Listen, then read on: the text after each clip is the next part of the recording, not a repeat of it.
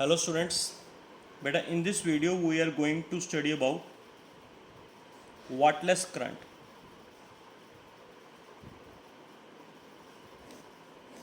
Wattless current, beta it is that component of alternating current which does not consume any power for its maintenance in circuit. Alternating current ਦਾ ਉਹ component ਜਿਹੜਾ ਆਪਣੇ ਆਪ ਨੂੰ circuit 'ਚ maintain ਰੱਖਣ ਵਾਸਤੇ ਕੋਈ ਪਾਵਰ ਕੰਜ਼ਿਊਮ ਨਾ ਕਰੇ, does note consume any power ਦੇ ਯੂਨਿਟਸ ਹੁੰਦੇ ਨੇ ਨਾ, ਵਾਟ ਕਿਸ ਦੇ ਯੂਨਿਟਸ ਹੁੰਦੇ ਨੇ? ਪਾਵਰ ਦੇ।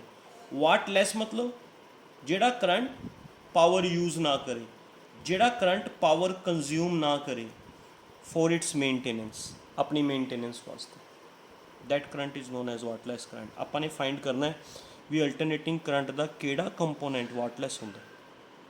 ਵੀ ਹੈਵ ਟੂ ਫਾਈਂਡ ਦੈਟ ਕਿ ਅਲਟਰਨੇਟਿੰਗ ਕਰੰਟ ਦਾ ਕਿਹੜਾ ਕੰਪੋਨੈਂਟ ਵਾਟਲੈਸ ਹੁੰਦਾ।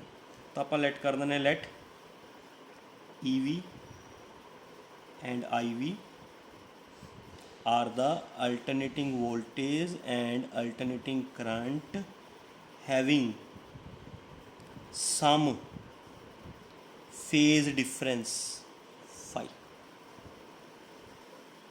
ठीक है, वो चाहे लेट कर लो भी EV लीड कर रहा है, चाहे लेट कर लो IV लीड कर लिया, वो अपना कोई मैटर नहीं हैगा। ठीक है, सपोज कर लो this is EV and this is IV and आ हो गया बेटा दोनों के विच फेज डिफरेंस फाई। हो गल लग्या भी तुसीं इहनूं IV लैट कर सकते हो, इहनूं EV लैट कर सकते हो, कोई प्रॉब्लम नहीं, ਉਹਦਾ ਕੋਈ ਦਿੱਕਤ ਨਹੀਂ। ਠੀਕ ਹੈ, ਹੁਣ IV ਨੂੰ ਰਿਜ਼ੋਲਵ ਕਰ ਲਓ। Resolve IV into two components, ਹੈ ਨਾ। ਟੂ ਕੰਪੋਨੈਂਟਸ ਬਣਾਓਗੇ ਐਂਗਲ ਦੇ ਅਕੋਰਡਿੰਗ। ਜਿੱਧਰ ਐਂਗਲ ਬਣਿਆ ਹੋਵੇ ਬੇਟਾ, ਐਂਗਲ ਲੱਗਿਆ ਹੋਵੇ, ਉਧਰਲੀ ਸਾਈਡ ਕਿਹੜਾ ਕੰਪੋਨੈਂਟ ਲੱਗਦਾ ਹੁੰਦਾ? Cos component. Let this is IV dash. ਇਸ ਤੋਂ 90 ਡਿਗਰੀ ਤੇ ਤੁਹਾਨੂੰ ਪਤਾ ਹੀ ਹੈ sine component. This is IV double dash. ਤਾਂ ਇਹ ਆਪਣੇ ਦੋ ਕੰਪੋਨੈਂਟ ਹੋ ਗਏ। IV ਦੇ ਦੋ ਕੰਪੋਨੈਂਟਸ ਬਣਾ ਲਓ। ਜਿੱਧਰ ਐਂਗਲ ਬਣਿਆ ਹੋਇਆ ਉਹ ਕੰਪੋਨੈਂਟ ਹੋ ਗਿਆ IV cos phi, ਤੇ ਉਸ ਤੋਂ 90 ਡਿਗਰੀ ਵਾਲਾ ਕੰਪੋਨੈਂਟ ਹੋ ਗਿਆ IV sin phi। ਆਪਾਂ ਨੇ ਚੈੱਕ ਕਰਨਾ ਵੀ ਇਹਨਾਂ ਚੋਂ ਕਿਹੜਾ ਕੰਪੋਨੈਂਟ ਵਾਟਲੈਸ ਹੈ, ਵਿਚ ਕੰਪੋਨੈਂਟ ਇਜ਼ ਵਾਟਲੈਸ। ਠੀਕ ਹੈ, ਤਾਂ ਹੁਣ ਚੈੱਕ ਕਰੋ ਬੇਟਾ EV ਐਂਡ IV ਡੈਸ਼, ਆਹ ਵਾਲਾ EV and IV dash are in same phase। EV and IV dash, EV and IV dash both are in same phase ने, तो इन्हां दा फेज डिफरेंस 0 होएगा। क्लियर बेटा। But EV and IV double dash, EV and IV जिहड़ा double dash है, EV तो देखो इधर नूं है, आ EV है, आ IV डबल डैश है ना, have phase difference of 90 degree. तो बेटा EV ते IV डबल डैश का phase difference 90 degree π/2।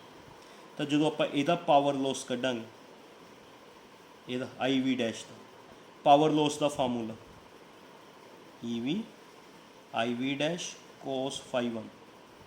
Power loss का फार्मूला थोनों आंदा है EV IV cos phi। कितना होया बेटा ये फार्मूला तुसीं ऑलरेडी इसे चैप्टर च किया। एंड ਇਹਦਾ पावर लॉस फाइंड आउट करांगे EV IV double dash cos phi2, है ना। तो बेटा ये बन गया EV IV डैश किन IV cos phi, है ना बेटा। कोस फाई वन कितना 0, ये बन जाएगा EV I V cos phi. मतलब सारी दी सारी पावर लॉस जी हो रही है वो इस कंपोनेंट कारण हो रही है। देखो total power loss EV I V cos phi है ना, टोटल पावर लॉस सारी दी सारी पावर लॉस इस कंपोनेंट कारण हो रही है, इस दे कारण। ਹੁਣ ਇਹਦਾ ਪਾਵਰ ਲੋਸ ਫਾइंड ਆਊਟ ਕਰੋ, ਈਵੀ ਆਈਵੀ ਡਬਲ ਡੈਸ਼ ਕਿੰਨਾ ਬੇਟਾ ਆ ਸੀਗਾ ਆਈਵੀ ਸਾਈਨ ਫਾਈ ਹੈ ਨਾ, ਕੋਸ ਫਾਈ 2 ਦੀ ਵੈਲਿਊ ਹੈਗੀ π/2, cos π/2 0, EV IV sine phi 0 multiply is 0, power loss 0 ਆ ਗਿਆ। ਦੈਟ ਮੀਨਸ ਆਈਵੀ ਦੇ ਜਿਹੜੇ ਦੋ ਕੰਪੋਨੈਂਟਸ ਬਣੇ ਸੀ, ਧਿਆਨ ਨਾਲ ਚੈੱਕ ਕਰੋ, ਆਈਵੀ ਦੇ ਦੋ ਕੰਪੋਨੈਂਟਸ ਬਣੇ ਸੀ ਆਈਵੀ ਡਬਲ ਡੈਸ਼ ਬਣਿਆ ਸੀ ਆਈਵੀ ਕੋਸ ਫਾਈ, ਆਈਵੀ ਡਬਲ ਡੈਸ਼ ਬਣਿਆ ਸੀ ਆਈਵੀ ਸਾਈਨ ਫਾਈ। ਇਸ ਕਾਰਨ ਪਾਵਰ ਲੋਸ, ਸਾਰਾ ਪਾਵਰ ਲੋਸ ਇਸੇ ਕਾਰਨ ਹੋ ਰਿਹਾ ਹੈ ਨਾ, ਇਸ ਕਾਰਨ ਪਾਵਰ ਲੋਸ 0 ਹੋਏਗਾ। ਇਹਦਾ ਮਤਲਬ ਆਈ ਵੀ ਡਬਲ ਡੈਸ਼ ਜਿਸ ਨੂੰ ਤੁਸੀਂ ਕੀ ਬੋਲਦੇ ਹੋ ਆਈ ਵੀ ਸਾਈਨ ਫਾਈ ਹੈ ਨਾ, this component is known as Wattles component of current, Wattles component of current। ਆਹ ਵਾਲਾ ਜਿਹੜਾ ਕੰਪੋਨੈਂਟ ਹੈ ਨਾ I V sine phi is known as Wattles current। Agreed. Circuit ਤੁਹਾਨੂੰ ਯਾਦ ਹੈ ਜਿਹੜਾ ਤੁਹਾਨੂੰ ਮੈਂ ਦੱਸਿਆ ਹੋਇਆ ਪਹਿਲਾਂ ਵੀ AC ਮੰਨ ਲਓ AC ਸੋਰਸ ਹੈ, ਆ ਕੋਈ ਰੈਜ਼ਿਸਟੈਂਸ ਵਗੈਰਾ ਜਾਂ ਕੋਈ ਵੀ ਡਿਵਾਈਸ ਲੱਗੀ ਹੋਈ ਹੈ, ਨੀਚੇ AC ਸੋਰਸ ਹੈ, ਇਹਦੀ ਸੋਰਸ ਦੀ ਵੋਲਟੇਜ ਨੂੰ ਅਸੀਂ ਈ ਵੀ ਕਹਿੰਦੇ ਹੁੰਦੇ ਹਾਂ, ਸਰਕਿਟ ਦੇ ਕਰੰਟ ਨੂੰ ਆਈ ਵੀ ਕਹਿੰਦੇ ਹੁੰਦੇ ਹਾਂ। ਤਾਂ ਆਈ ਵੀ ਦਾ ਜਿਹੜਾ ਆਈ ਵੀ ਸਾਈਨ ਫਾਈ ਕੰਪੋਨੈਂਟ ਹੈ, ਆਈ ਵੀ ਸਾਈਨ ਫਾਈ ਕੰਪੋਨੈਂਟ ਹੈ ਬੇਟਾ, I V sine phi component is wattless component of current. ਇਹਨੂੰ ਵਾਟਲੈਸ ਕੰਪੋਨੈਂਟ ਆਫ ਕਰੰਟ ਕਿਹਾ ਜਾਂਦਾ ਹੈ, ਇਹ ਯਾਦ ਰੱਖਣਾ ਹੈ। ਕਈ ਵਾਰ ਨਾ ਤੁਹਾਨੂੰ ਨੂਮੈਰੀਕਲ 'ਚ ਆਏਗਾ, ਇਹ ਨੂਮੈਰੀਕਲ ਆਉਣਗੇ ਕੈਲਕੂਲੇਟ ਵਾਟਲੈਸ ਕਰੰਟ, ਤਾਂ ਤੁਸੀਂ ਆਈ ਵੀ ਸਾਈਨ ਫਾਈ ਫਾਈਂਡ ਕਰਨਾ ਹੁੰਦਾ, ਆਈ ਵੀ ਸਾਈਨ ਫਾਈ, ਇਕੱਲਾ ਆਈ ਵੀ ਨਹੀਂ ਫਾਈਂਡ ਕਰਨਾ, ਆਈ ਵੀ ਸਾਈਨ ਫਾਈ ਫਾਈਂਡ ਕਰਨਾ ਹੈ। ਇਕੱਲੇ ਆਈ ਵੀ ਨੂੰ ਵਾਟਲੈਸ ਕਰੰਟ ਨਹੀਂ ਕਹਿੰਦੇ, ਆਈ ਵੀ ਸਾਈਨ ਫਾਈ ਨੂੰ ਵਾਟਲੈਸ ਕਰੰਟ ਕਹਿੰਦੇ ਨੇ, ਹੈ ਨਾ, ਕਰੰਟ ਦਾ wattless component. Hope you understand very well. Thank you very much.